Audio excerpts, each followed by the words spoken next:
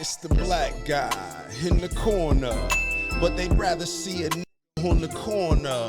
They say I'm stealing Nick's clips like I'm stealing Nick's chick, not knowing that I hit him first week for the lick. I said, Nick, I could post here while you post there. Let's run the ads up, then let's meet up over there.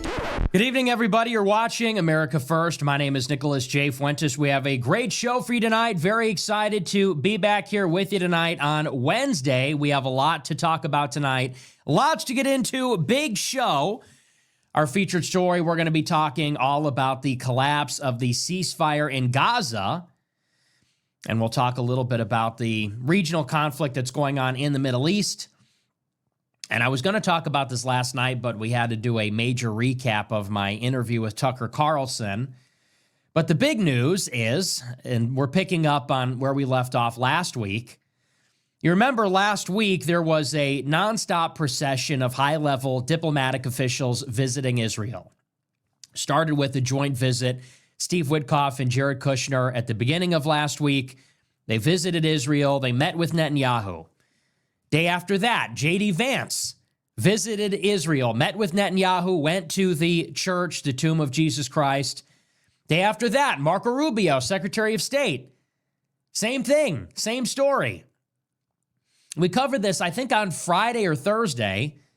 The whole point of this exercise was to keep Israel from violating this very young, very new ceasefire agreement, which was just agreed upon a few weeks ago.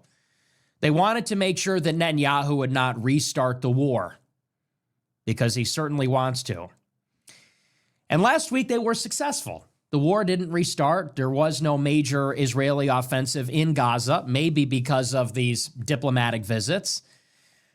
But the big news early this week is that the first day, literally the first day that there is not a high-level diplomatic visit from a U.S. official, Israel bombs Gaza City. They say that they were attacked by Hamas in Rafah. Hamas denies this. And in retaliation, Israel bombs Gaza City, killing over 100 people. Major airstrikes. Netanyahu announces it in advance. And there's some intelligence that says they were going to do it anyway. That the so-called attacks on the IDF were clearly, obviously, just a pretext. And so they're bombing Gaza. In response to this, Hamas says they're not going to give up one of the dead hostages, or the bodies of one of the dead hostages. And there are some U.S. officials saying maybe the ceasefire can be salvaged, but this is not a good sign.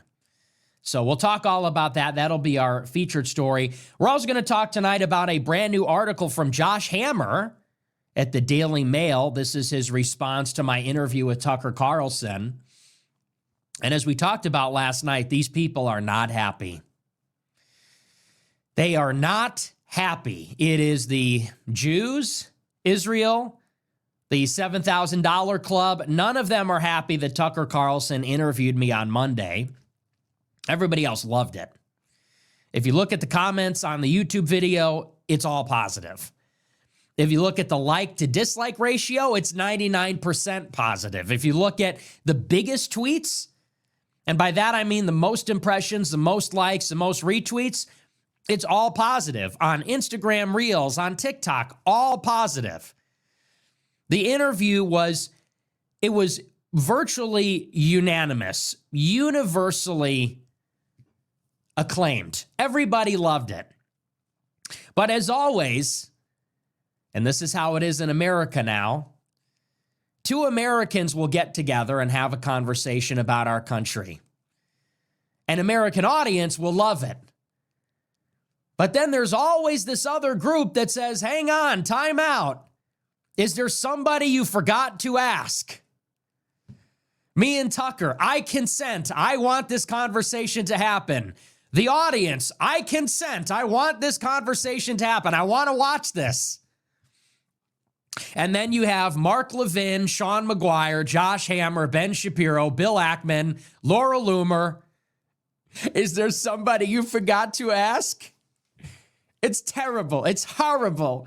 It's horrible. We forgot to ask the Jews for permission to do the show. So they're not happy about it.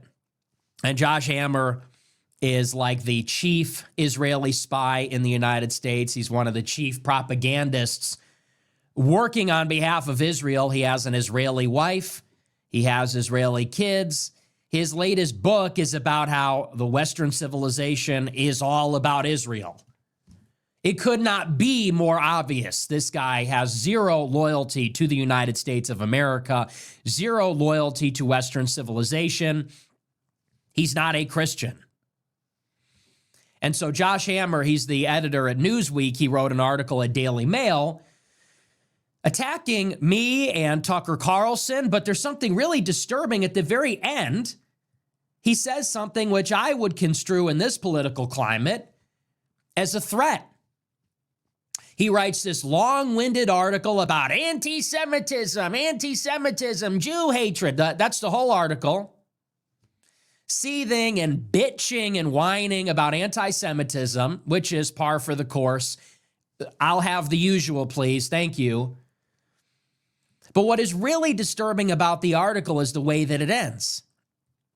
He closes the usual screed, the usual paranoid, histrionic screed about anti-Semitism with a call for, quote, Tucker Carlson to be neutralized. To be neutralized. What does that mean exactly? And the significance should not be lost on anybody. We're nearly 2 months after Charlie Kirk was murdered, after he was neutralized. This is a year after Donald Trump was shot in the face and he was almost neutralized. What does that mean? This is a Jewish American married to an Israeli, completely loyal to Israel, calling for 2 Americans to be neutralized because we're not on board with Israel. What do you mean by that? We should all take that very seriously. These people, the Josh Hammers, the Ben Shapiros, they are dangerous. They are killers. They are bloodthirsty killers. They support the mass murder of an entire people. And I've said this before. Make no mistake about this. Do not be under any illusions. When you see the way these people talk about the Palestinians in Gaza, you might find that offensive. You may find that troubling, but you might not be concerned about it. Because for Americans, for white people, for Christians, there is a bias against, let's say, Muslims, Arabs, people of the third world. So when they have their bloodthirsty rhetoric about starving Palestinians to death, give them hell, kill them all. When you hear that sort of thing, if you have a conscience, you might understand how sick that is. But there's this aspect of we're far removed from that suffering. It's not imminent. It's not close to home. But I've said this for many months, and I've said this for years. Make no mistake about it. These people feel the exact same way about me and all of you and Tucker Carlson and Candace Owens and everybody else. Dan Bilzerian, Jake Shields, Myron, Sneeko, Lucas Gage, Sam Parker, all these people, Keith Woods. These people, the Jews, they feel the exact same way about all of us that they do about the Palestinians. So when you hear them say, kill them all, starve them, give them hell, when they gloat and laugh about dead children being shot in the back of the head, that's because they see the Palestinians as an obstacle to Israel's goals. They see the Palestinians as anti-Semitic. And what does that mean? It means they stand athwart the Jewish national interest. That's what that means. And they see us in exactly the same way. So I wouldn't put it past them if they tried to hurt Tucker. I wouldn't put it past them if they tried to hurt me. That's who they are. That's how they operate. And they should be really careful. Josh Hammer, you better be really careful about that kind of rhetoric. Because if something ever happens, God forbid, to me or Tucker Carlson, I think everybody's going to blame you. And rightly so. So you better be real careful. You're barking up the wrong tree. You think that's the right message right now? You think that's the right kind of rhetoric? Mark Levin is calling us Adolf Hitler. He's calling us Nazis. Really? Didn't conservatives just get done telling us that it was rhetoric like that?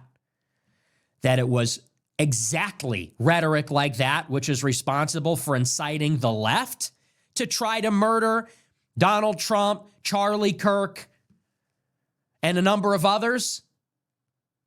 You're barking up the wrong tree if you think that's a good idea right now. And that goes for both of them.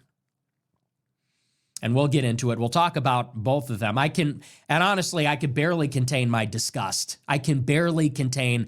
These people are reprehensible. They say I'm a monster. You people are sick. You people are disgusting. Josh Hammer, Mark Levin, you are disgusting. Not me. I'm American. I'm Christian. I go to church. I love this country. My family fought for this country. You people are sick and disgusting. And I can barely contain myself when I read this stuff because it's gross. It's despicable. It's not even funny. It's not even a joke. I mean, I know we make jokes about it, and I know we try to be humorous about it, but there's nothing funny about what's going on here. This is treachery and treason of the highest order against America. It's a level of deception. It's a level of dishonesty, lying.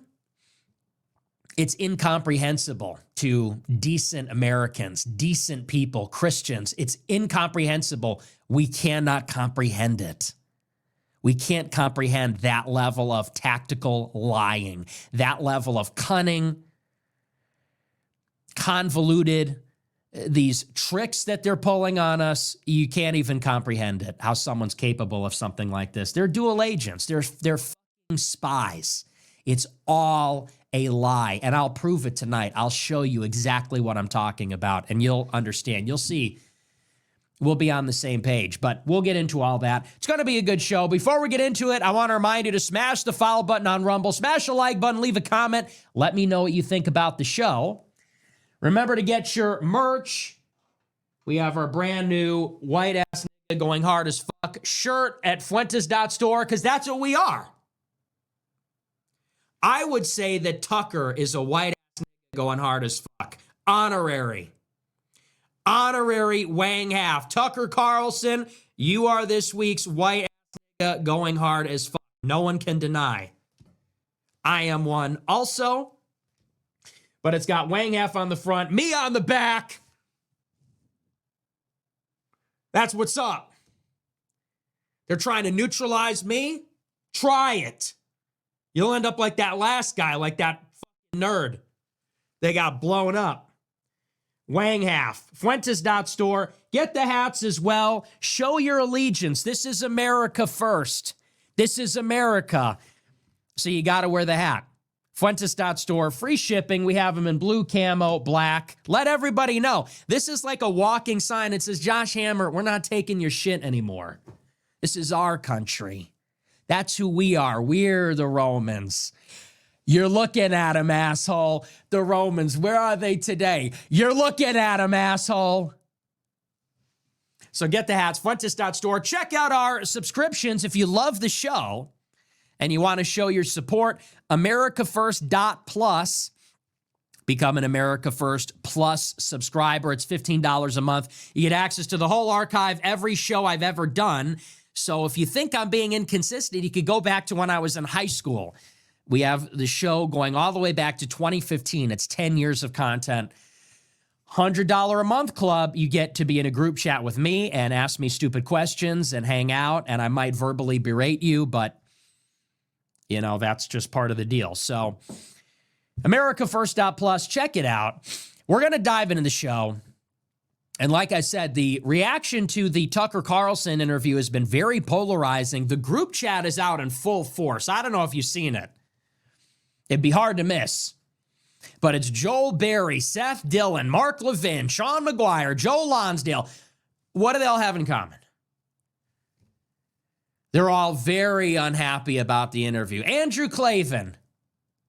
And guys, I don't know how people don't see it at this point. What is it? I mean, what are we talking about here?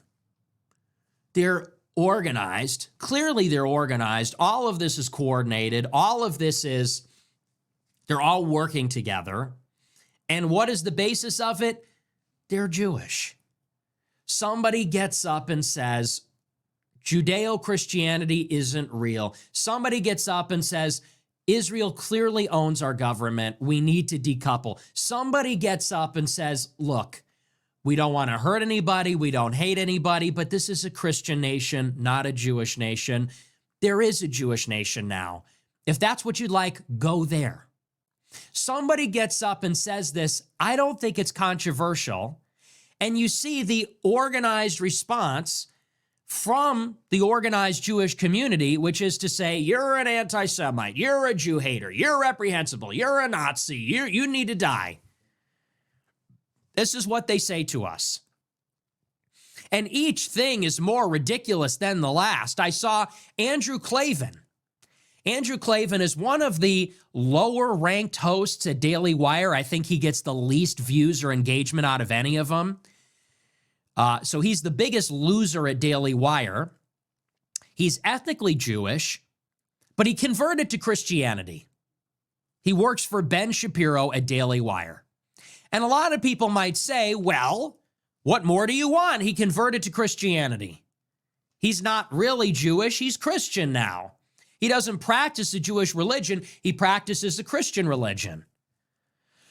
Well, what did Andrew Klavan have to say about my interview with Tucker Carlson as a Christian? I'm not making this up. This is not an exaggeration at all. Predictably, he brought up the Holocaust. And specifically about the Holocaust, he said that the Holocaust was worse than the crucifixion of Jesus Christ. That's your Jewish convert to Christianity. He said specifically, he said the Holocaust was the crucifixion in IMAX. So you've got the Son of God nailed to a cross and crucified by man, okay? Mankind killed God for nothing. They conspired, they betrayed him on false charges. They tortured him, and then they executed him publicly in front of his mother in the worst way possible. He is God. And Andrew Klavan says, yeah, but you know what was way worse? The Holocaust. The Holocaust was like that times 1,000,000. That's a Christian? How are you a Christian? How are you meaningfully a Christian? He said the Holocaust was the crucifixion in IMAX. He said this had to happen to show people who didn't get the message the first time when Christ was crucified that this is how evil mankind really is. So I don't think it's an understatement to say that the Holocaust is literally their religion. And by they, I don't mean religious Jews, I mean Jews. I mean ethnic Jews. And that is such a thing. That is ethnic, it's heritage. It proceeds from the mother. If your mom's Jewish, you're Jewish. Like we're talking, it's genetic. That's how they identify. If you want to immigrate to Israel, you need to get a DNA test that proves you're ethnically Jewish. It's in your DNA. So we're not talking about a religion. We're not talking about Zionism, an ideology, because Klavan converted to Christianity, but he still can't let that go. He still can't let it go. His ethnic pride, because that's really what this is. It's a form of ethnic narcissism. It blinds him Because what I would say as a Catholic about the crucifixion is that we all killed Jesus.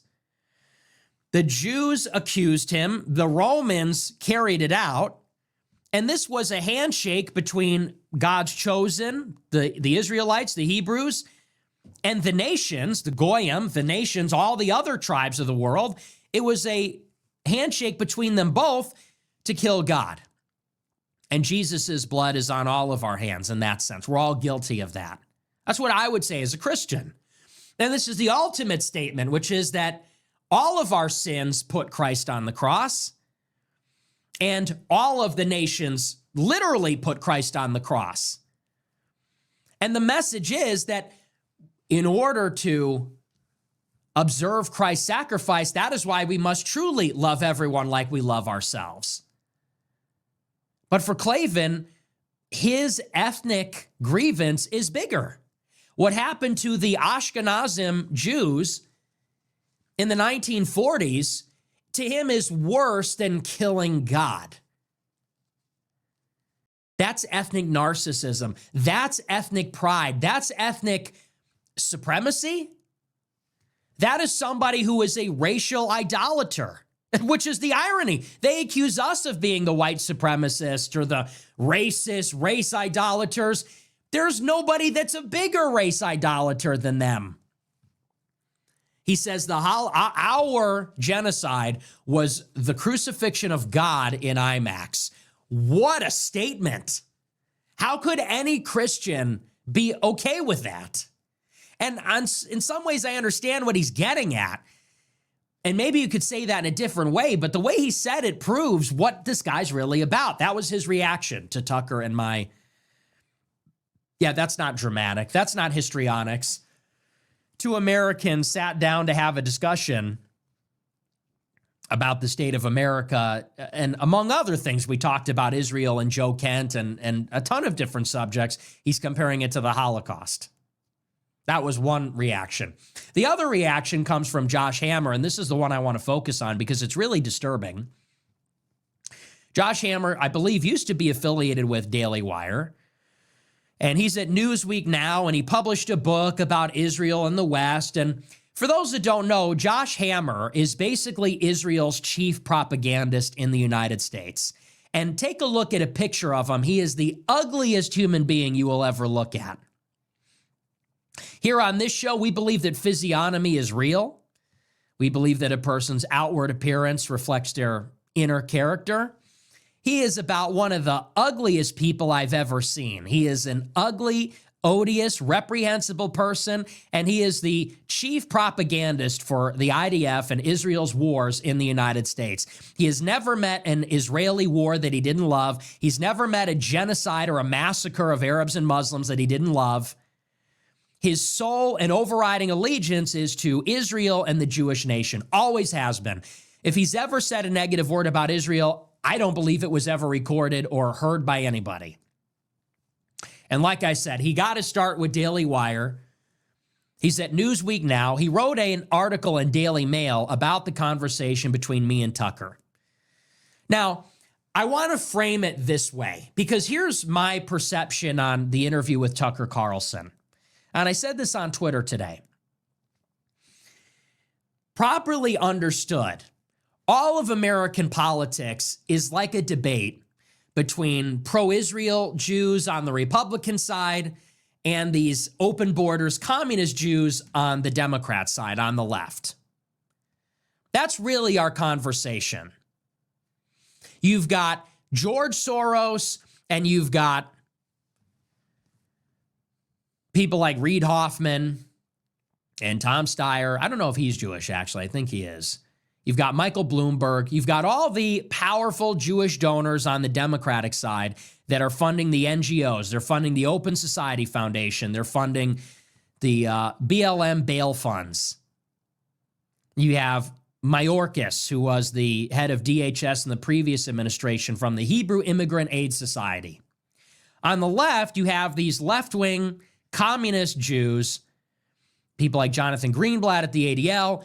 They want open borders. They want America to become minority white.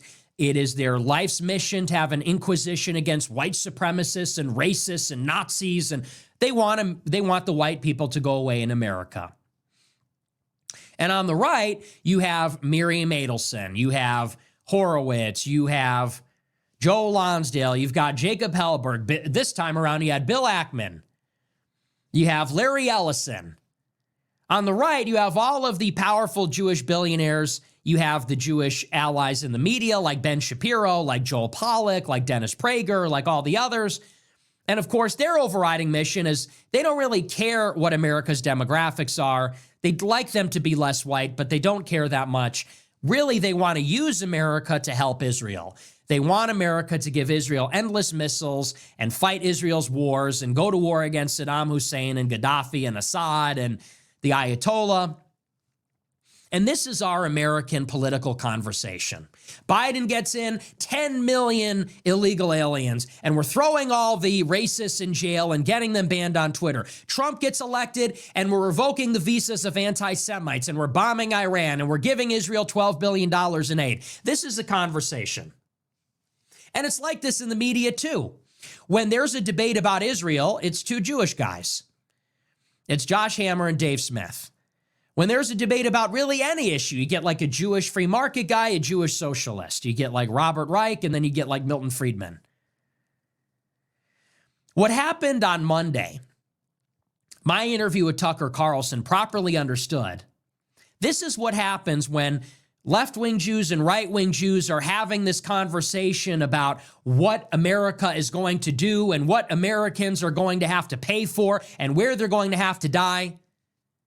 And two Americans interrupt that conversation. That's what happened on Monday. Two Americans interrupted this Jewish oligarchy having a discussion about what is best for Americans. And they can't stand that. They hate that. That's how I would characterize it.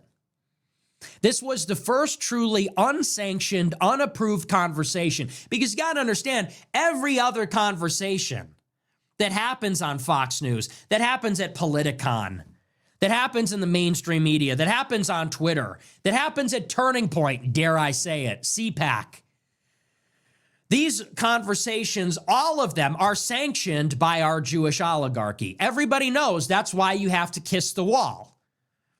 You have to kiss the wall, you have to take the trip, you have to sign the letter, you have to cry on Remembrance Day, go to the Holocaust Museum, to get your ticket punched so that you can attend or participate in the conversation.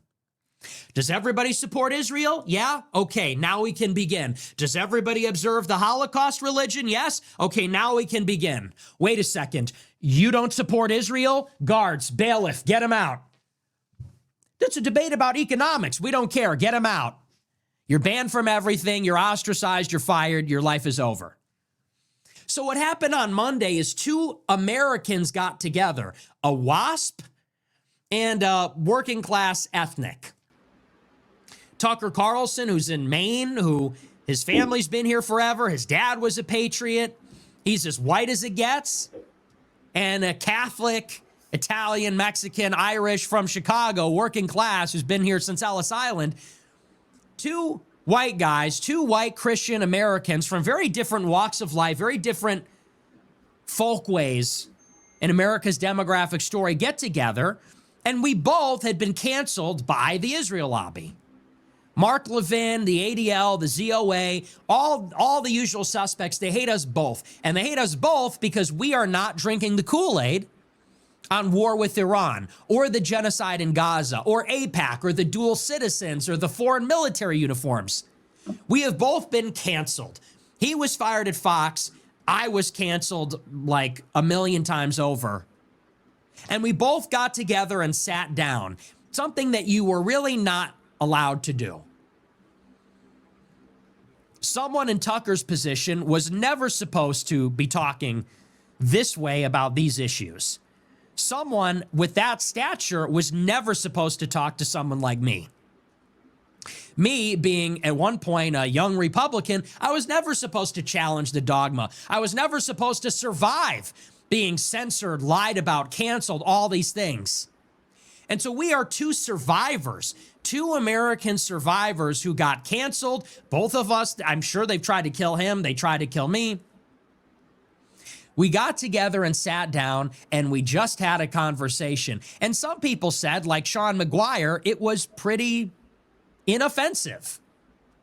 It was pretty ho-hum as far as conversations go. The content was not actually explosive. It wasn't vulgar. It wasn't crazy. It wasn't radical. It was pretty normal discussion, which tells you even so much more by itself. We got together and had a discussion that was unsanctioned, unapproved, two canceled people. And it's not dramatic to say two survivors because they tried to destroy both of us. And we did it really for the first time without any kind of approval from the system. Which is funny when you think about it, because for 10 years, the conservative movement has made its bones talking about we are fighting cancel culture and wokeness, and we're in favor of free speech, and it's a marketplace of ideas. But we all know, everyone knows, that as long as they were saying that, at the same time, they were viciously guarding the gates of acceptable discourse. We all know that as long as they were saying this about free speech and open marketplace of ideas, conservatives routinely engaged in cancel culture, censorship, would not consider things like criticism of Israel up until recently, opposition to mass migration, talking about the reality of race, among other things. And so for the first time really ever, two truly canceled, truly controversial, truly America First white Christian Americans sat down, had a forthright and frank discussion without an ambush, without the fact checker, without the reasonable pushback or whatever that means, just had a conversation. And this is now the reaction. And the general consensus, by the way, even from guys like Dave Rubin, is we need to ban them. Seth Dillon, Joel Berry, Dave Rubin, Sean McGuire, they literally are all out there saying free speech has gone too far. We need gatekeeping. We need censorship. We need to no platform. Bronze Age pervert retweeted someone saying this. Nick Fuentes should be no platformed. No platformed? What happened? These are the same people talking about wokeness. They're calling us the woke right. And they want to engage in deplatforming, no platforming, censorship, right? Blacklisting. They want to bring it all back. Screaming about racism and anti-Semitism. And here's the best part, which is what I wanted to get to about this article from Josh Hammer. Bear in mind, Tucker Carlson is an American. His dad, who we don't want to attack when I say this, but his dad, you could say, being a Cold Warrior, some might say that's patriotic. I look at that with some scrutiny, but some might say, well, there's something maybe patriotic about that. But Tucker has been here in this country for a long time. He knows no other country. The same is true with me. My family's been in Chicago for 4 or 5 generations. We know no other country. We were born in America. We've lived our entire lives in America. This is our home. This is what we have affection for. Josh Hammer, like so many of these other people that are attacking me and Tucker on Twitter and on social media, his wife is Israeli. His kids are Israeli. And he was literally thanked by Netanyahu. Well, maybe it was other people. I think it was in particular Sean McGuire and Mark Levin. But Josh Hammer's met with Netanyahu. He's been in Israel with Shapiro, all these people. It could not be more obvious. This is a dual loyalist. And this is what he had to say about my conversation with Tucker. I'll read it to you in its entirety. This is Josh Hammer for Daily Mail. He writes, on Monday evening, the most dangerous man in America sat to interview a confused millennial. In the first place, I'm a Generation Z, not a millennial. And trust me, I'm not confused. But he goes on, he writes, the pair who for months had been regaling the masses with a bit of low-rent turf war kayfabe, implying the other was an undercover Fed, decided to drop the faux hatchet once and for all. I would add, You know, for all the self-aggrandizement of the Jewish people, they're not very intelligent. The guy's not a very good writer. I'm reading through this. He writes like an asshole. And I would also say it wasn't a low-rent turf war. This has been a legitimate feud for years. It's not kayfabe or kayfob. It's not, there's nothing fake about that. That was real. Tucker did try to hurt my reputation. I really tried to hurt his. That was real. Anyway, he goes on. They did so not necessarily because they care for one another, but because of their shared passion for tackling a mutual foe, Western civilization. Really? Me and Tucker are against Western civilization. What exactly does that mean to you? You're accusing us of being white supremacist, Christian nationalist, anti-Semites. We're against, what else is Western civilization? Other than white people, other than Christendom. I mean, what else would you call it? Is it anything? I mean, Western civilization is not African. It's not Chinese. It's not Hindu. What are you talking about? We're nationalists. We're pro-white. We're anti-immigration. What are you talking about?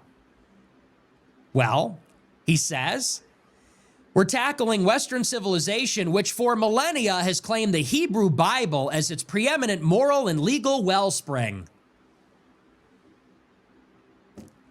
The Hebrew Bible? Really? Are you sure it's not the Bible?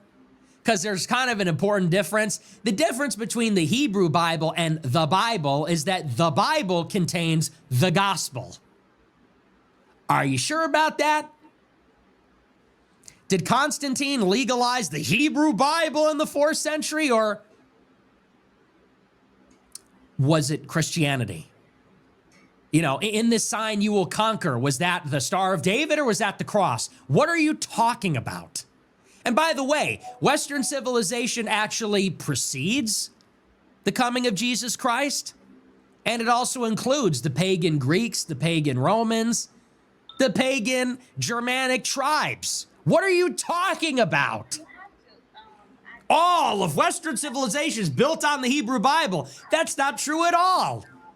The origins of Western civilization are in pagan Greek philosophy, pagan Hellenistic culture, and then the Romans and the Germanic tribes, and then Christianity, not the Hebrew Bible, not the Mishnah, not the Talmud, the gospel. So that's just not, that is the most, this is when I say all they do is lie. All they do is lie through their teeth. They're tackling Western civilization because Western civilization is the Hebrew Bible.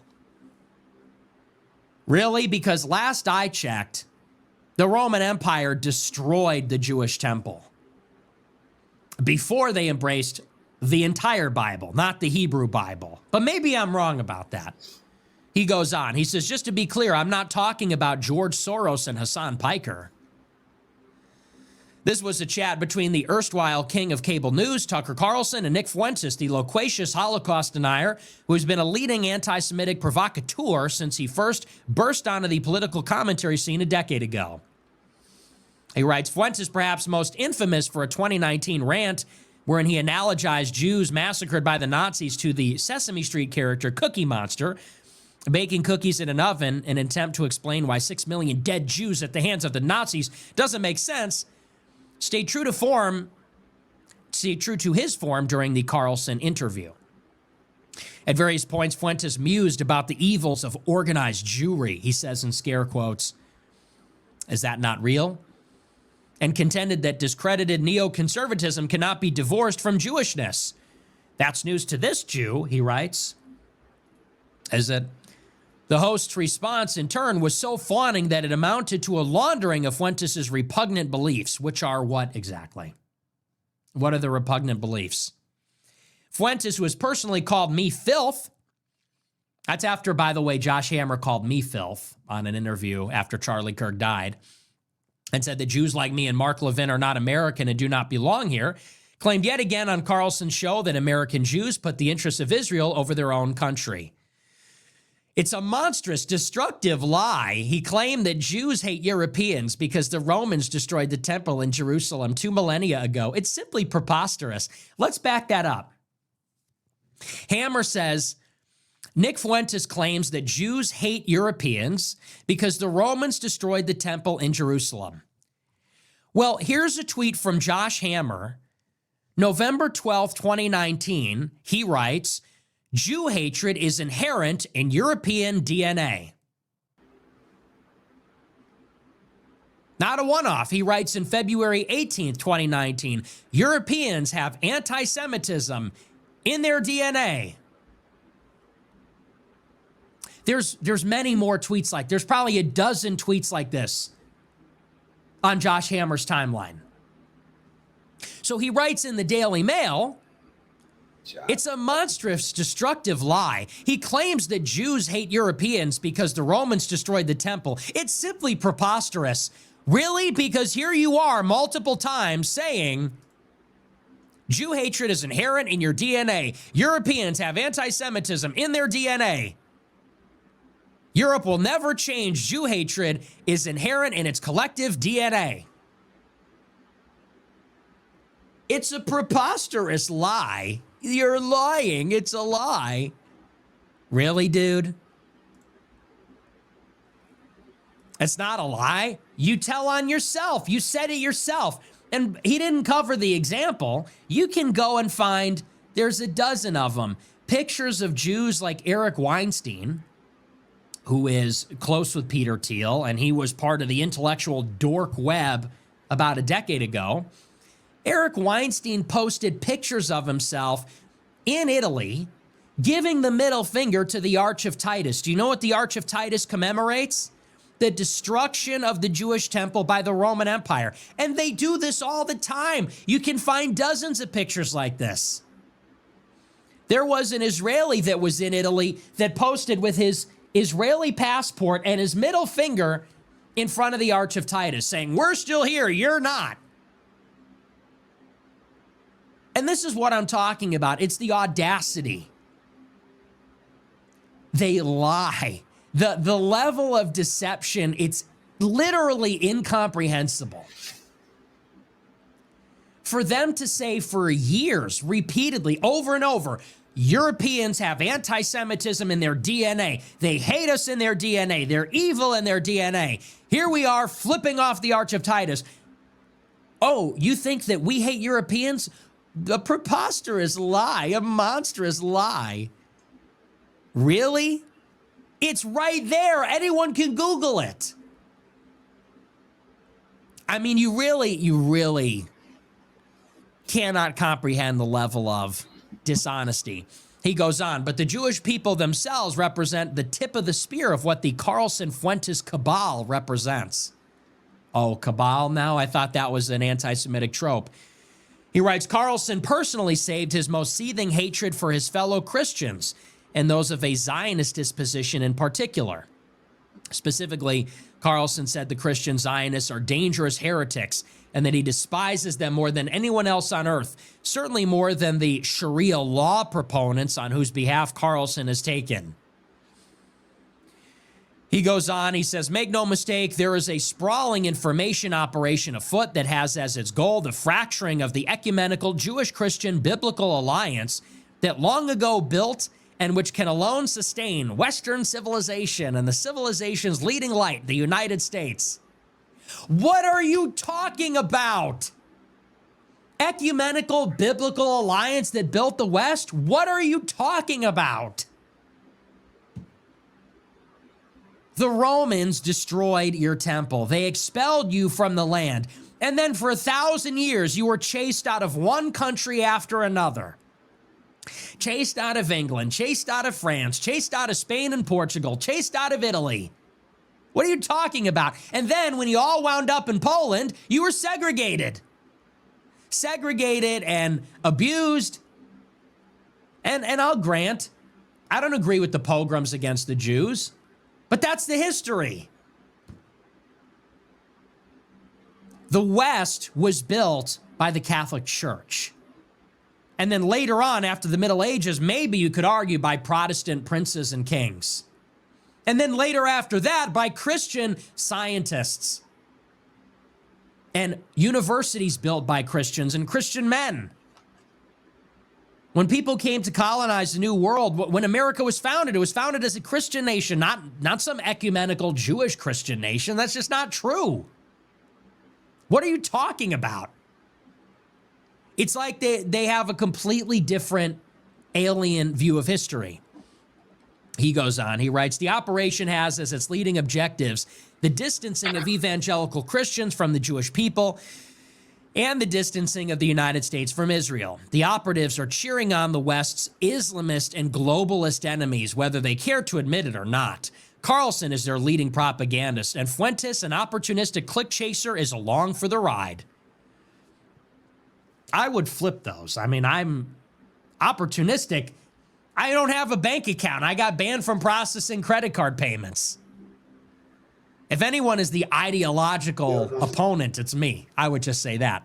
He writes, one man who was decidedly not along for this hellish jaunt was someone Carlson now has the audacity to purport to represent and memorialize, my late friend and noted Christian Zionist, Charlie Kirk. Perhaps no one in America despised Nick Fuentes more than Kirk. Fuentes tormented Kirk and his now widow, Erica, for years on end over the fact that Kirk would not allow Fuentes to attend his events. In his final months, Kirk's hostility towards Fuentes only hardened.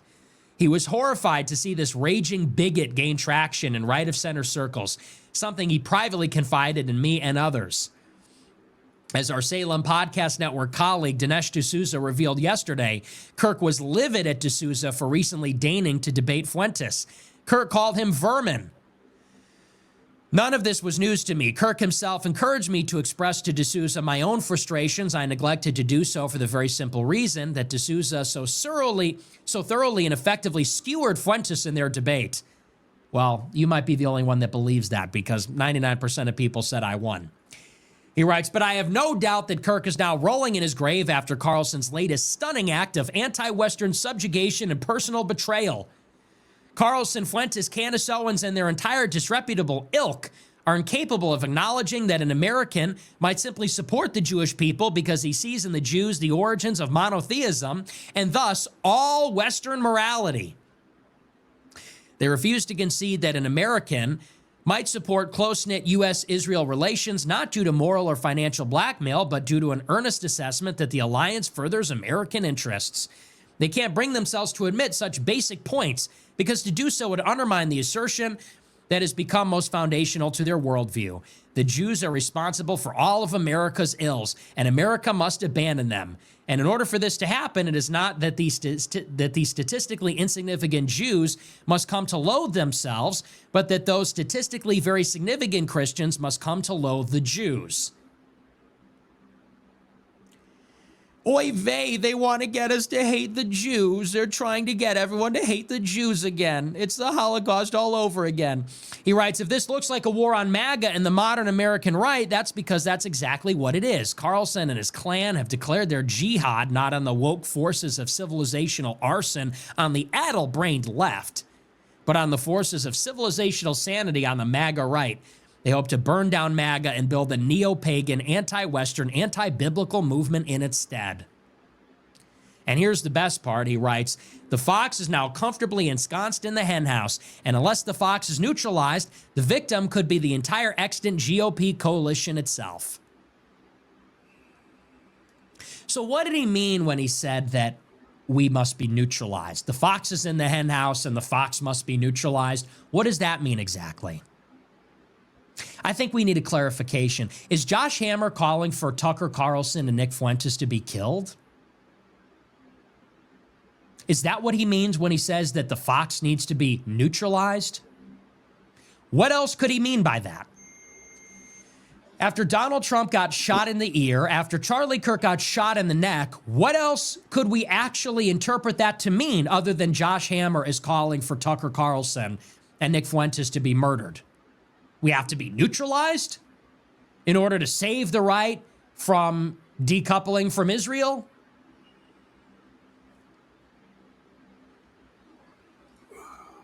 I think everybody has had enough. And it's like Charlie Kirk said. It's true. Charlie Kirk hated me. It's true. Charlie Kirk despised me. He did not like me, and I didn't like him. I didn't like him for 1 second that he was alive. That's absolutely true. But you know what else is true? 2 days before Charlie Kirk died, he started to agree with me, not you. 2 days before he died, Charlie Kirk said, they are leaving me with no choice. He said, I'm going to bring Tucker Carlson to AmFest, and I'm going to bring Candace Owens too. He said, because they are leaving me no choice. And I would bet you a lot of money that if Charlie Kirk lived a little bit longer, he would have brought me to Turning Point as well. Because that's the direction it was going in. That's the direction it had been trending in for years. He was emboldened. Charlie Kirk let Tucker come to SAS over the summer. He got nothing but pushback and attacked by Josh Hammer himself. Hammer leaves that part out. He was brutal to Charlie Kirk, as was Bill Ackman, as were all the others. So much so that it turned Charlie against them. And in his final days, Charlie said, you know what, F them. I'm bringing Tucker back, and I'm going to bring Candace Owens too. How long before the Groypers would have been there? And the thing about Josh Hammer, at the end of the day, he is not an American. No, Josh, you're not American. There's nothing American about you. You don't look American. You don't sound American. Your wife's not American. You're not American. And you're not American, maybe most importantly, because you will never put America first. As long as you are loyal to Israel in any way, as long as you are advocating for America to give its money to Israel, to send its people to die for Israel, you are not loyal to America. You can never say America first. You will never be America first, and you will never be an American. So if you believe that Israel is the foundation of Western civilization, if you believe the Hebrew Bible matters so much, if you have such a problem with Americans like me and Tucker Carlson, then why don't you go to Israel? Please do us all a big favor. Take your genius, take your smarts, you guys are so fucking brilliant. Never miss an opportunity to remind everybody how great you are, how brilliant you are, how awesome you are. We owe you everything. It'll be our loss. Why don't you and Ben Shapiro and Mark Levin and Laura Loomer, you unlikable, despicable pieces of shit, why don't you get the fuck out of America and go to Israel, which we all know you love so much? Do us all a favor. Otherwise, you better get on board, because whether you like it or not, this country is done. We are done with the Jewish oligarchy. We are done with the slavish surrender to Israel, the wars, the foreign aid, the policing of anti-Semitism, the Holocaust religion and propaganda. You know it. I know it. The young people in this country, the next generation, God bless them, on the left and the right, they know that you are full of shit. They're finished with the lies, with the humiliation rituals, insulting our intelligence, the derision and the contempt that you hold us in. Everyone knows it. And you know as well as anybody that in 10 years, 20 years, 30 years, there's only going to be more Nick Fuenteses. There's only going to be more Groypers. Your Vice President, J.D. Vance, even he knows he has to pander to us. Even he at Turning Point USA had to pander to us and answer questions about Palantir and Miriam Adelson and whether Trump obeys Israel, because that's the way this country is going. So, Josh Hammer, Mark Levin, Ben Shapiro, Loomer, you better get the fuck on board with America and Americans and our new vision, which is America first. And if you don't like it, leave. If you don't like it, you can go home. Fortunately, you have spent decades murdering and killing and massacring and raping to make an oasis for yourself in the desert. You can go there. But what I like about my interview with Tucker Carlson is this proves we don't actually need their permission. They can squeal and they can scream like they are.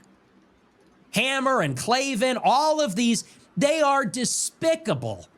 The way they sound. You hear Mark Levin? He can barely contain himself. He's shaking with anger. Nick Fuentes, he's like Adolf Hitler. These are the most unlikable people that you can imagine. On a personal level, they're just despicable.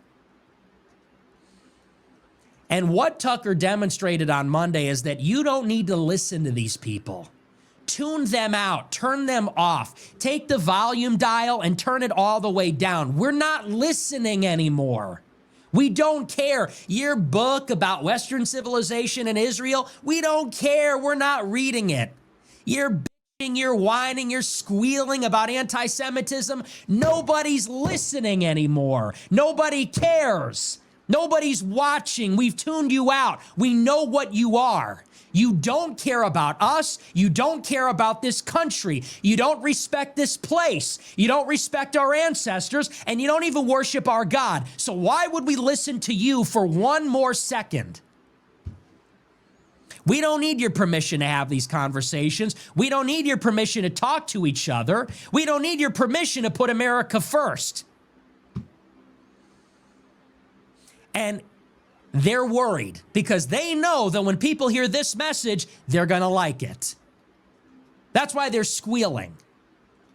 That's why they're talking about no platforming and gatekeeping and censorship. It's not because the message is so horrible and hateful. It's because they know the message is so powerful and compelling. Everyone is going to believe it. Everyone is going to go along with it because it's the truth, because it's reality. And everyone knows that. So I saw this article. He says, Tucker and Nick Fuentes should be neutralized. Bring it on. Who's going to do it? You? Bring it on. You want to neutralize me? You know where to find me, Josh. Why don't you do it yourself? They say neutralize us. Well, you know, they could neutralize us. I'm sure they could. I'm sure they got bombs inside the pagers. I'm sure they'd have a big laugh about that. Take out one Nick Fuentes, watch 1,000 more take my place, and they'll be 100 times more radical. Go ahead. It won't go the way you think. He says he wants to neutralize Tucker and Nick Fuentes. And of course, if I talked so recklessly about any of them, could you imagine the blowback? Could you imagine, God forbid, if I went on my show and said, Mark Levin needs to be neutralized? Could you imagine? I would be hunted by the FBI. And rightfully so. Think about the climate we're in. Think about the climate of political violence. Think about the climate, how intense and polarized and angry, how much tension there is in society. Rightfully so. If Zohran Mamdani, if AOC, if me, if Hassan Piker, if Tucker said Mark Levin, Josh Hammer got to be neutralized, could you imagine? The FBI would be knocking on our door in 30 seconds. But they get away with that like they get away with everything because there's no rules for them. The way they lie, like he did throughout this article, the way they defame, they're calling us Nazis, he's like Adolf, he's a Jew hater. The way they call for censorship, the way they call for violence, the way they gloat about death and destruction, nobody else would get away with this. How is it possible? Levin still has an audience with Donald Trump. And Josh Hammer is still on a syndicated radio show. It's time for these people to be canceled. And by that, I mean, when is the pressure going to come for Salem Radio? Cancel your Salem radio subscriptions. There needs to be a public pressure campaign. You can't go around saying we're neutralizing people and keep your book deal, keep your radio show. It's time for cancel culture to go in the other direction and for people to say, you know what? We're done with this shit. We're not putting up with that. You want to have a difference of opinion? That's fine. Honest to God. If you want to go out there and say, I support Israel, that's your God-given right, just like it's mine to say we shouldn't support Israel. But these people have pushed it to the limit with the lies, the bullying, the intimidation, the threats of violence. It's not acceptable. Nobody needs that in this country. Americans are not going to be bullied by these whiny, high-pitched voice nebbishes. We're not going to be bullied by them. You think I'm intimidated by that? Mark Levin, you think I'm intimidated by you?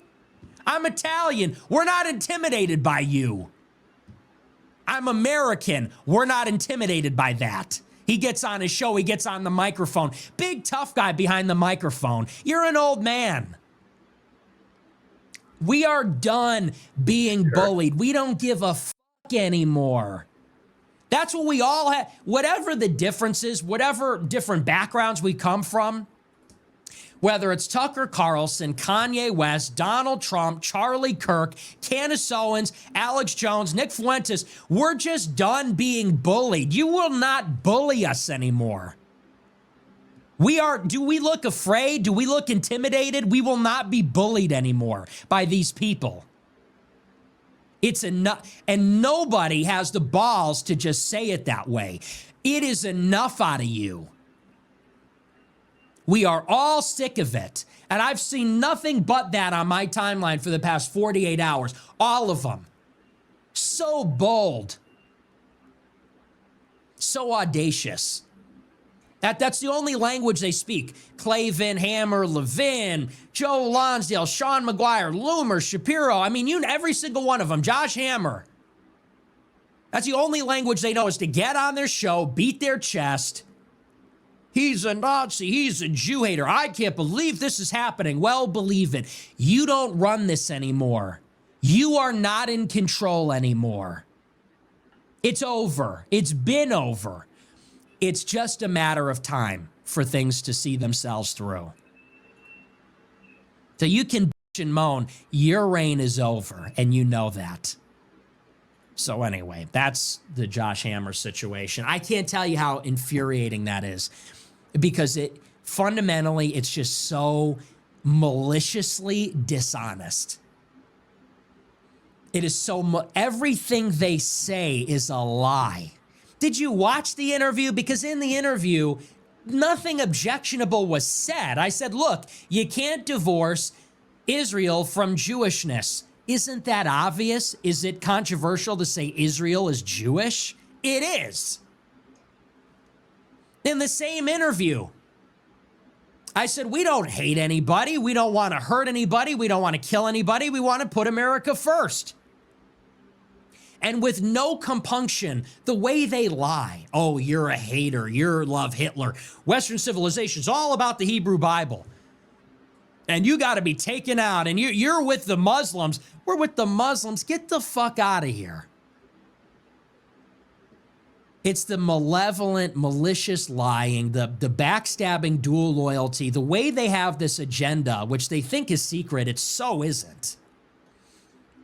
The way they have this agenda, they're working on behalf of Israel. They think nobody knows that. They want everybody to believe they're not. It's so obvious. It's wrong. It's wrong. This is America. You love America. This is your only allegiance. This is your country. These are your people. And that's how it is. Or else you can find another host to leech off of. That's how it is. And by the way, this is a welcoming country. This is a decent country. This is a loving country. To its detriment, this is an altruistic and tolerant country. If you have Americans pissed off at you, you have done something wrong. Americans are not bad people. They're not hateful. They're not old world. They don't have those ancient prejudices. I didn't. I don't. But they have taken for granted the hospitality of this nation. That's what it is. Don't feel like I'm not the bad guy. You're not the bad guy. This is righteous indignation. We are being taken advantage of. This nation opened its arms wide for all different kinds of people. Like I said, and I don't even know if that's a good thing, but it did. Because that's just who Americans are. And they have abused the good faith and the goodwill of the American people. That's what that is. When you look at these evangelical Protestants in the South, they earnestly and sincerely love Israel, and the Israelis fucking hate them. Hate them.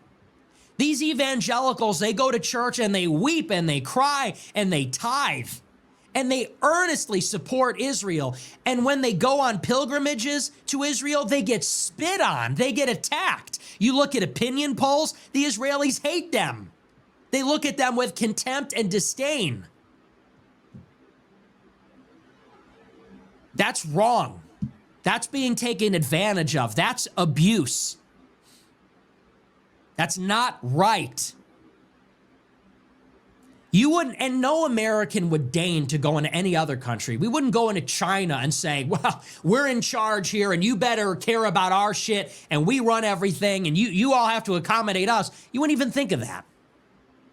That's how they are here. And it's wrong and it's got to stop. And Americans have to stand up for themselves. Are you not tired of being the whipping boy? Are you not tired? You know, and I think of these guys, some of them, like Matt Walsh. When are you going to stand up for yourself, man? Matt Walsh, Michael Knowles. When are you going to stand up for yourselves? When are we going to stop being pushed around and bullied and owned by these people? I did it 10 years ago. I figured it out when I turned 18 because I'm a smart guy, and I decided on the same day I will not be pushed around by these people. I will not be pushed around by Aaron Bandler and Elliot Hamilton, two ugly, unremarkable, pathetic people. I said, I will never be pushed around by you. You have no idea what I am capable of. I am so far beyond you. And other people need to make that same decision. But anyway, that's Aaron Bandler. Or excuse me, that's Josh Hammer. They all blend together to me.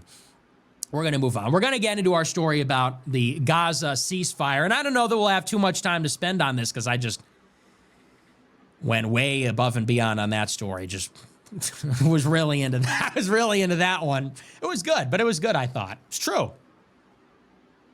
All right, but we'll spend a little bit of time on the Gaza. You know what? Maybe we'll just skip it. Maybe we'll just save it for tomorrow because we're already an hour in and it's already late. Well, we might save it for tomorrow.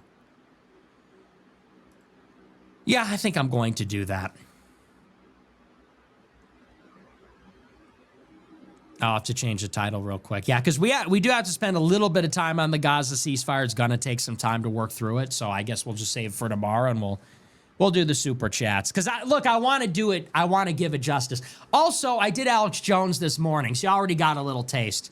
I did an hour and 20 minutes with Alex Jones this morning. So let's say Josh Hammer wants Tucker dead. Well, let's say Zionists outraged. Well, Zionists.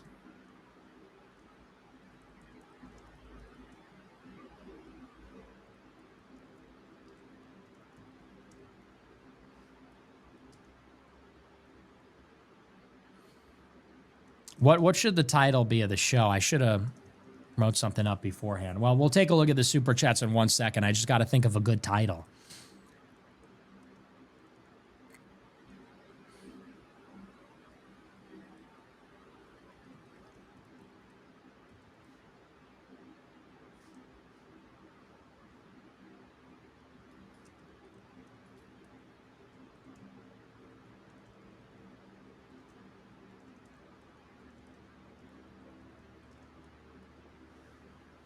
All right. There we go. Let's take a look at our super chats. We'll see what you guys have to say about all this. Let's take a look. All right, let's get right to it. This is, I keep saying it, this is a monumental week for a lot of the reasons that Nick discussed. And perhaps he summed it up correctly when he said that him and Tucker collaborating, sitting down and having a conversation together, two Americans, what it did is it gave other people permission. And I'm not sure if I'm saying it in exactly Nick's words, but this is my takeaway, that it gave people permission to have these conversations without worrying what Zionist or Israel has to say about that particular conversation. Because when you look at it, the interview, they didn't even really go in as hard as they could. I'm not a big pause guy. I forget all that pause stuff, but they didn't go as hard with Israel as they could have. They could have gone a lot harder. And I'm glad that they didn't, because what it did was it allowed us to see the response from people like Josh Hammer to see, wait, what exactly did they say wrong? Why is Josh Hammer saying that Tucker Carlson and or Nick Fuentes need to be neutralized? What exactly did they say that was so dangerous? And what it does is, for a lot of the young Americans, and even the older ones that are following Tucker, both people that are just appreciative of the fact that Nick and Tucker are willing to say the things that are on their mind that they don't see any other representation willing to say, whether that's an influencer or whether it's a politician. So these same people, they're looking at the interview between Tucker and Nick and knowing that this wasn't even a real extreme, if they're, I'm using that word just to, let me say, they didn't expose as much as they could have, especially certain things that they've exposed on different shows. They didn't go as hard with it. And these people, this is still their reaction. Josh Hammer, this is still your reaction. You think that you saying that Charlie Kirk is rolling over in his grave should matter to Tucker Carlson? You have a great relationship with Turning Point USA. Why don't you go tell them that? Go tell them that. And maybe you already have, but perhaps maybe this is one of the reasons why you had to meet with Tucker Carlson. Perhaps this is with Charlie Kirk. Perhaps this is one of the reasons why Charlie Kirk was saying in the group message that you were in, I'm no longer going to be willing to stand on this pro-Israel position. I'm inviting Tucker. I'm inviting Candace. Perhaps this is why. Perhaps it's an accumulation of a lot of these different things, because you can't go to Turning Point USA and voice all these things because they're not listening to you, because maybe Andrew and the Turning Point USA team know exactly what Charlie was feeling. Maybe they have certain questions that are not getting answered that maybe Candace Owens is digging deep into that other people are not willing to. Maybe they're pissed off that Bibi Netanyahu tried to use Charlie Kirk's letter to him to position Charlie Kirk in a way that Bibi Netanyahu knows, Josh Hammer probably knows, and the Turning Point USA team is fully aware of that. That's not where Charlie was. That's not the. Let's get into my notes before I just go off on a tangent, rambling. Is there somebody you forgot to ask? We forgot to ask them if it was okay. This is Nick just clowning on Laura Loomer, Mark Levin, Ben Shapiro, and Josh Hammer. What makes you think that Americans need your input or anything from you in order to have a conversation about criticizing a foreign government, a state that we support as Americans, that wouldn't even be able to exist unless it was for Americans and Europeans for that matter? Just pointing out the tweets that Josh Hammer was putting out regarding Europeans being inherently anti-Semitic. But what makes you think that two Americans can't have this conversation? Are you confused? And the reason why I say are you confused, and a lot of the reasons why you may be confused, is because a lot of, with the baby boomer generation, they were not as inclined to speak out and to have these thoughts. And I'm not even saying that it's their fault. A lot of time we get on the baby boomers, but let's be honest, the baby boomers did not have access to the information the way that we have access to it on TikTok, on social media, on X. All they were able to get information from, the only sources that they had was mainstream news, newspapers. So let's not be too critical, and let's give the boomers some grace, because I do think that a lot of those boomers are coming around and are appreciating conversations between Tucker and Nick. I think they really are. So for Laura Loomer, Mark Levin, Ben Shapiro, and Josh Hammer, they're so disconnected with realities because they have this sense of entitlement that has grown over time based on the generations before this, for my generation and this current young group. I don't know what they're called, but around like the 20-year-old range, 20 to 25. They weren't brought up with that same level of propaganda that the baby boomers were brought up with. Or maybe they were brought up with the same amount of propaganda, because we are indoctrinated with this teaching in our schools. However, what they have that other people didn't have, the generations before them, is it right in front of their face, right on their phone. They can access it. They can look it up. They can look up what's really happening. You can lie to me and tell me that you're not committing a genocide, but when I open my phone and I see what's really happening, it's very hard for me to just listen to what you're saying and completely disregard what's right in front of my eyes. So this is why Laura Loomer thinks that she can speak the way that she speaks. This is why they think that they can claim to be Americans or pressure Americans one way or another, or think that they can gatekeep Americans to conservatism, to MAGA, to being a Republican, even though they're putting Israel before America. This is why they feel like they can do that. Let's keep going. Let's keep going. So he mentioned some stuff with Andrew Klavan. He covered that. I don't need to get into that. But Nick said something very interesting. He said that we must all love each other like we love ourselves. That's Christ-like.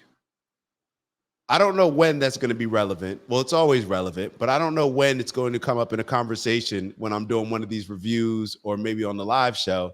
But I want us to just keep that in mind. This is actually one of the areas that I'm critical of Nick in, when he gets, in my opinion, a little bit too emotional, too performative, using rhetoric that's just trying to appeal to what he believes is his base, because he wants to let them know, like, yeah, I'm still based, I'm still this, I'll still say the N-word, cool. But what I want us all to be reminded of is what exactly Nick said is Christ-like. We must all love each other like we love ourselves. What do I always talk about as far as what my golden rule is? Treat others the way that I want to be treated. Treat others the way that I want to be treated. This is why when I have these conversations, I don't align with any. I'm not just Christian. I'm not just Jewish. I'm not just Muslim. I'm not just Buddhist. I'm not just. What's the other thing that I always bring up? One of the most important ones. Marcus Aurelius. Somebody help me out. Somebody hit phone a friend. I'm not just a Stoic. Lifestyle, religion. I'm not just any of these things. I learned from all of them. I'm all of them. I'm all of them. If that makes it easier for you to receive some of the criticism, Josh Hammer or whoever else, I'm all of them. If that makes it easier for us to see how united we are as humanity, then cool, I'm all of them. But I want us to understand what Christ was saying based on Nick. We must all love each other like we love ourselves. All right, we got to get out of this tribalist mindset. In my opinion, I understand having a nationalist identity with America. That's cool. But when it comes to us being divided by tribes and us versus them and fear within America, all it does is allow us to be divided and conquered at our detriment while we're doing favors for other countries, just like Israel. That's why when you look at the division between the Democrats and Republicans, between white versus black, between this versus that, one thing that's not divided are three sources of income that the people that we vote for on both sides, on all sides, they receive. It's from Big Pharma, it's from Silicon Valley, and it's from Israel with AIPAC or any other private donors. They want us divided, so therefore we will ignore certain aspects of what's going on right in front of our face, so that we won't even realize that because we're fighting each other within America, that by doing this, we're allowing people to take advantage of America who do not prioritize America first, but prioritize Israel. Just being real. Let's keep going. Let's keep going. What did Nick say? He said two white guys get together and had a convo. Apparently, they're not allowed to. This is why younger Americans are following Fuentes and Tucker. This is why. So I'm just going over my notes. Some of this stuff is repetitive. So Tucker and Nick, and yeah, all right. So Josh Hammer, this is what they try to do. This is what I talked about the other day as far as with racism and black people. So Josh Hammer and others are saying that Tucker and Nick are against Western civilization. What they're trying to do, in my opinion, is to gather everybody up to look at Nick and Tucker as being evil, as being Hitler, as being Nazis. They're trying to convince everybody else, like, hey, they may be talking about Jewish people today. They may be talking about Israel today, but they also hate you. They hate you too. They hate you too. That's what they want to convince us. This is what I just put up a post about the other day when it comes to black people, and black people always getting manipulated to frontline fights that have absolutely nothing to do with them. So when black people hear racism, when we hear Nick Fuentes or hear anybody else talk about racism, oh, he's a white supremacist, he's this, he's that. Even when it came to Charlottesville, because I remember this very vividly with Charlottesville, I always used to wonder, like, well, were they saying stuff, the people marching with the tiki torches? And I'm like, who is their beef against? Because from the looks of it, or the sound of it, or I should say how it was marketed, you would almost act as if, especially with Black Lives Matter getting involved, as if they were marching against black people. Now, that may have factored into it, but everything that I heard when the people were marching around with the tiki torches, they were saying, like, Jews will not replace us. So I remember watching this and being a little bit confused, like, hold on. And then later on, when I realized that they were lying about Trump not condemning the white supremacists that were there and the neo-Nazis, right? They tried to present it as him saying there were fine people on both sides, even though a sentence or two after, he made it very clear that he was not talking about the white supremacists or neo-Nazis. And then as I started to realize what was happening, I started to question that entire situation. And it was like, was that against black people, or were black people in BLM specifically, using that as an opportunity to just get more donations, to align themselves with the struggle, right? Because it's like the only way that Black Lives Matter are getting donations if they align themselves with struggles. That's when they get the majority of their donations. So I was sitting back and I'm like, hold on, is this really about black people, or is this about something else? And black people are just getting finessed into frontlining something else that may have a little bit to do with them, but is mainly about something else. That's what Josh Hammer, Mark Levin, Laura Loomer, and all of them are trying to do in this situation. They're trying to convince us that Nick Fuentes and Tucker Carlson are racist, are misogynists, are all these other things, simply because they are critical of Israel. Think about that.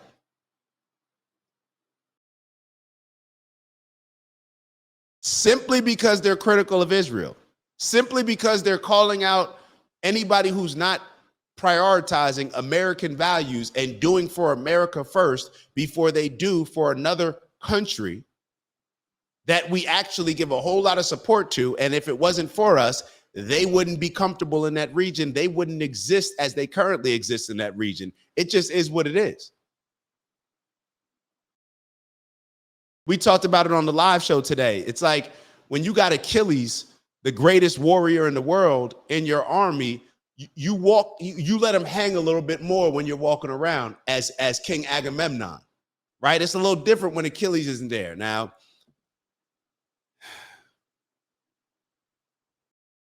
that may not have been the most perfect analogy for some of y'all that are going to critique it, but y'all get what I'm saying. Y'all get what I'm saying. All right, let's keep it moving. With Charlie, all right, so Nick actually, he believes that Charlie was moving in a direction where he would have eventually brought Nick Fuentes to Turning Point USA.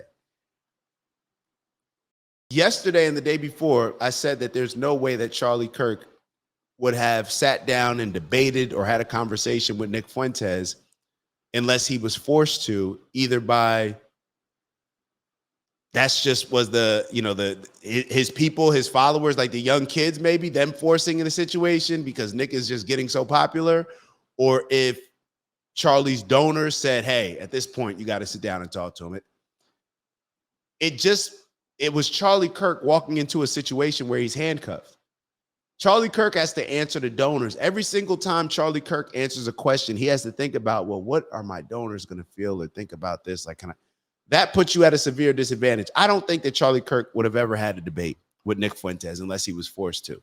Nick believes that more so his ideology, where he was moving in that direction, would have led him to be at a Tucker at a Turning Point USA event. One thing that I will say is what I was thinking when Nick said this. Perhaps Nick is right.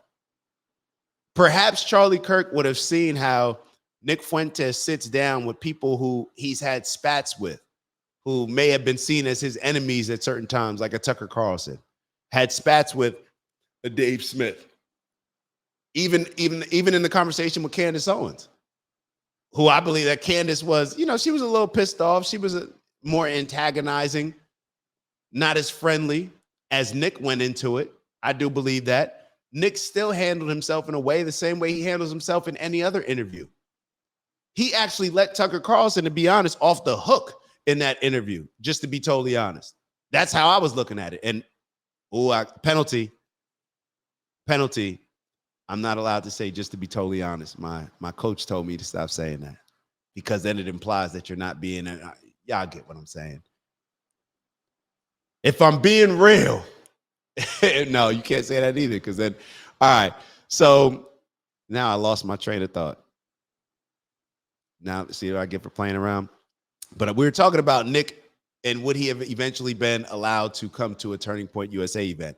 I believe that Charlie Kirk would have seen how Nick presents himself and said, you know what? Maybe if I can have a conversation with Nick beforehand, maybe if it's not a live show, maybe if it's going to be on the Turning Point USA platform, Nick concedes to all these different things. Nick is like, okay, cool, we'll do it on your platform. Okay, cool, we can record it ahead of time. Okay, cool, we'll do it on your turn. And I'll be respectful as well. Even though I may be walking into a hostile situation, I'm going to approach it from a respectful standpoint. I do believe that Charlie Kirk would have seen that and maybe said, you know what? This is something that I can't any longer avoid. It's making me look very cowardly, making me look very scared. My people, which Charlie was obviously realizing, are more so moving in the direction of Nick Fuentes. So I have to have these conversations. I have to be known as the guy that's willing to, not be scared to have a conversation with somebody that may be seen as an opposition. I have to do these things. And perhaps this is some of the frustration that Charlie Kirk had with his donors before he was passing. Perhaps this is one of the reasons why Charlie Kirk was pushing Bibi Netanyahu to do better when it comes to propaganda, to win the propaganda war. And because when he's going to these events, he's getting asked all these questions by the groypers. I don't even know if they're actually groypers. They're just people that are looking at America and realizing like, hey, we voted for Trump to do all these things. And it seems like he's getting bullied by Bibi Netanyahu in Israel. So perhaps it would have been for different reasons. I just think that if it ever came down to a debate, even if we believe that Nick Fuentes is a much better debater, much better communicator than Charlie Kirk, it wouldn't even have been fair, because the things that Charlie Kirk would have had to, push for are things that he clearly, based on these text messages that are getting released, he doesn't even agree with. So I guess we'll never know. But let me get back to these notes. Let me ask y'all a question. So, and Patrick Bet David brought this up. I think he put up a post. Let me actually see if I can bring this up. Hold on. Let me see if I can bring it up quickly. Because Patrick Bet David put up a post that was calling for people to leave America. If you don't like America, if you hate it, if you always got something negative, like it was something like that. Hold on. Let me see if I can find it. If not, it's all good. I'll just paraphrase. All right. I don't seem to be able to find it. But this is along the lines of things that he was saying, which is, I think he was talking to like the Josh Hammers of the world, the Laura Loomers, all these people that are making all these complaints about America and prioritizing Israel. Like, why don't you just go live in Israel? Is that a far-fetched concept? Like, is that very difficult to understand? If Israel is so amazing, and if you have all these complaints about Americans being able to have conversations about Israel or being able to express criticisms, and you're trying to gatekeep everything in America, maybe you should go to Israel. And even when I think back to what Nick initially had a problem with Ben Shapiro when Nick said that he's never heard the Daily Wire criticize Israel in anything. And Ben Shapiro responded, quote tweeted him and responded and said, accusing a Jew of dual loyalty is the sure sign of an anti-Semite. Something like that, he said. It's like, what? Like accusing you of being loyal to both? That's now I'm an anti-Semite? Think about if you're on any team. Think about at work. The job that you currently work at. Doesn't your team that you played on in high school, don't they want you to be 100% committed to the team, be all in? Or are they okay with, well, I'm with the team, but I'm also, I like that team as well. I kind of, that's my real team, my AAU team. I got more loyalty to them than my high school team. But, y'all get what I'm saying. It's common sense. It's common sense. Isn't that biblical, actually, that you can't serve two masters? So, I'm sure they know the Bible better than me, but perhaps we just need to be reminded of these Christ-like things. And I guess I would have to ask myself, is that Old Testament or New Testament? But maybe, you all can let me know. But I thought that it was clear that you can't serve two masters. Yeah. Matter of fact, isn't that one of the, hold on. We got to look that up. What's the commandments that says, hold on, let me pull it up. Let me pull it up because I'm not going to misquote me. Let's get a refresher on these 10 commandments. You shall have no other gods before me. You shall make no idols. You shall not take the name of the Lord or your God in vain. Keep the Sabbath day holy. Honor your father and your mother. You shall not murder. That's being ignored in the genocide. You shall not commit adultery. You shall not steal. You shall not bear false witness against your neighbor. You shall not covet. All right. So those are the 10 commandments. I just didn't want to misquote and say, hey, that was in the commandments. Very hard to serve two masters, perhaps impossible. Y'all understand what I'm saying. Let's keep going. Where's my notes? Let me get my notes back up here. All right, here we go. Shall I continue? We already talked about that. Yeah, you know what's funny? So Nick got a little bit of his energy towards Josh Hammer. Like, you want to neutralize somebody, why don't you come do it? Why don't you come do it? Instead of these cowardly calls for violence that you can hide behind and act as if, no, I was just using an analogy or I was just saying something that I didn't mean neutralize like that. You have to be aware of the people that you're preaching to. This is one of the things that I say about Nick. Josh Hammer, you're calling for somebody to be neutralized after your apparent best friend that you try to act like, Charlie Kirk, was just killed at a political or a Turning Point USA event, was just assassinated in front of the world. And now you don't think that you calling for people to be neutralized is an issue? And Nick said, imagine if Nick said that about a Josh Hammer or about a Charlie Kirk. Imagine what the response would be. Why isn't the same response when Josh Hammer says it? I don't know. So Nick said, take out Nick Fuentes and there'll be 1,000 times more radical. That's a fact. If Nick talked like them, this new, all right, we already covered that. And you know what this made me think about? This is why they hated how Nick responded to Charlie Kirk's death. This is why they hated how Nick responded. Y'all remember? He took the day off, wrote a very nice and respectful message on X. And then the next day came on and he had a very respectful show on Charlie Kirk, somebody that he deeply disliked, who deeply disliked him, who was one of the people that was canceling him.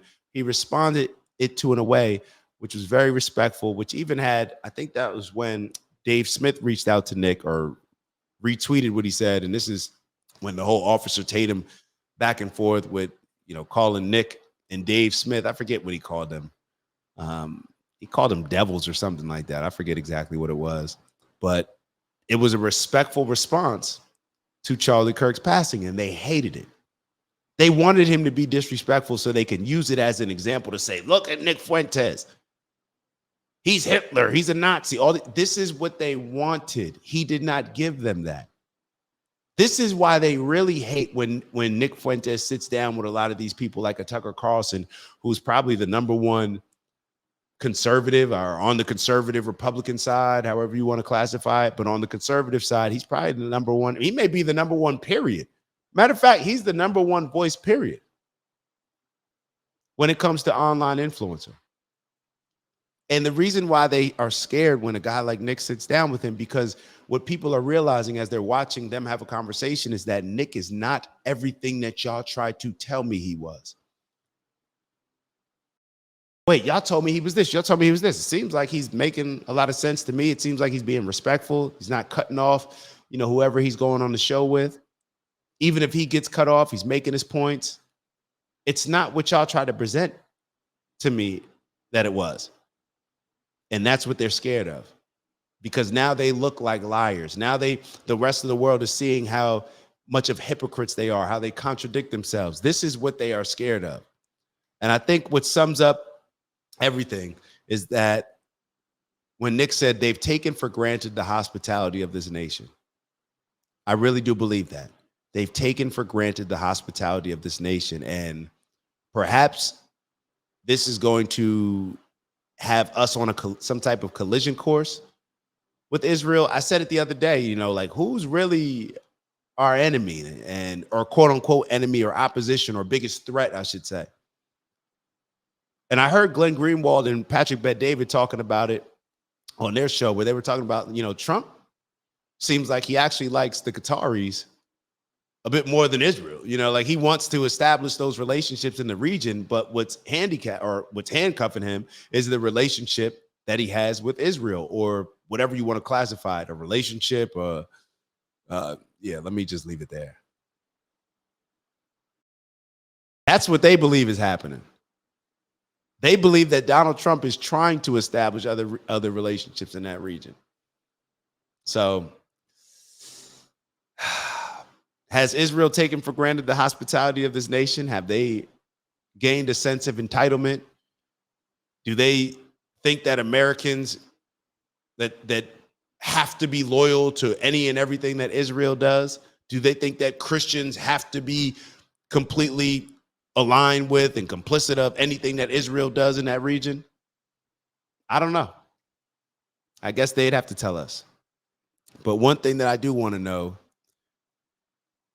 is if Matt Walsh and Michael Knowles need our help in freeing them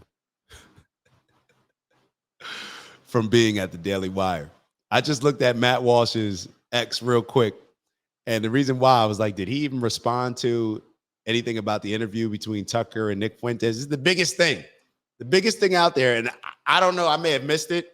I was just scrolling through real fast while I was, listening to the show, and blink twice, right? Matt Walsh, didn't Nick say that the other day? Blink twice if you're in trouble. Matt Walsh, I don't believe, wrote anything about it. Didn't say anything about it. Maybe he said it on his show. I didn't watch his show. So I don't know. But the fact that Matt Walsh wouldn't have any type of comment, feedback on the interview with Tucker and Nick, doesn't that say a lot? Doesn't that tell us a lot? And matter of fact, Matt Walsh said something very interesting the other day, and I've been seeing certain things that he's been saying on his show where I'm like, I don't know if Ben Shapiro's going to love that. But Matt Walsh said something. He was like, I'm not getting fired from the Daily Wire. He was talking about how Mehdi Hassan snitched on him to Ben Shapiro and said, like, yeah, Ben, this is somebody on your Daily Wire team. They're celebrating, or he said he was doing something with somebody that apparently was Nazi-ish or Hitler. I don't know. And Matt Walsh said, I'm not getting fired. He said, but if I did, what do you think would happen? Do you think that I would just be silent? Do you think that I would just... Let me tell you what Matt Walsh was saying. This was directed not only at Mehdi Hassan, but this was also directed at Ben Shapiro and perhaps a lot of the Israel Zionist, pro-Israel Zionist at the Daily Wire, or who may be helping to support the Daily Wire. Be very careful. If y'all fire me, do you think that I'm not going to create my own platform? Do you think that I'm not going to still be on YouTube? Do you think that I'm not going to even be bigger based on a lot of the other people that you may have tried to cancel in the past? Case in point, Candace Owens, who's getting 150,000 people watching her show live. Do you think that Matt Walsh is not going to gain even more of a following now that he doesn't have to say certain things and be gate kept in a way or policed by Ben Shapiro in the Daily Wire? Ben Shapiro can't afford to get rid of Matt Walsh. Perhaps Michael Knowles either. That would not be a good thing, because Matt Walsh, if you look at what he's been saying, you know, trying to get conservatives, Republicans to come together, don't think that Matt Walsh wouldn't be on Tucker Carlson or Nick Fuentes' show within a week of him leaving the Daily Wire. Maybe I'm being a little bit aggressive with that, but I think y'all understand what I'm saying. So blink twice if you want some help. Send a message. All right. Well, that's all. I talked y'all heads off enough. We'll leave it there. As always, appreciate y'all. Appreciate y'all for continuing to show love. My shoulder's feeling a little better. I know I was looking banged up yesterday.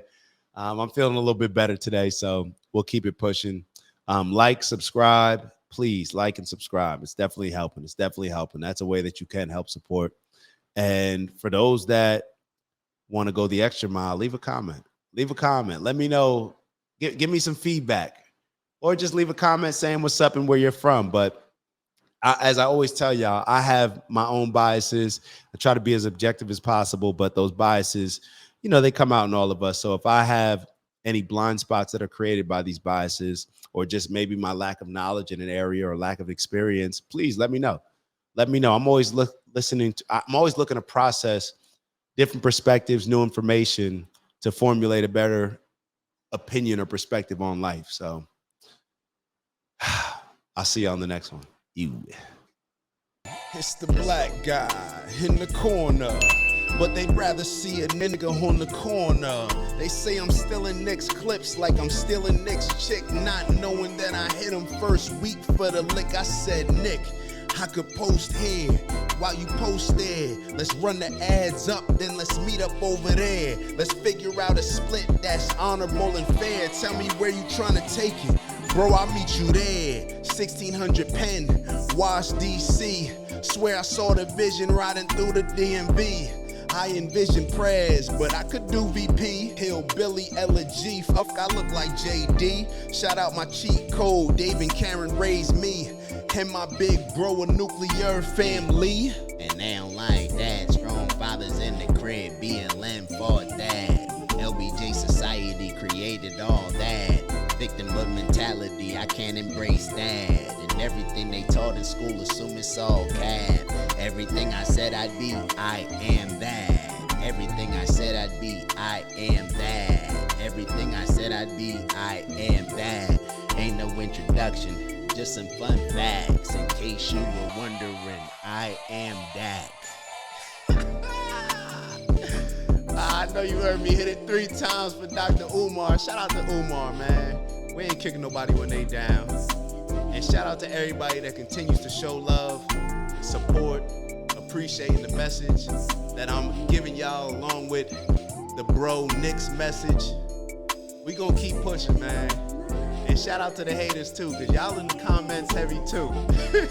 y'all the ones that gave me the inspiration to create this song. They kept saying like, who's the random black guy in the corner? I am.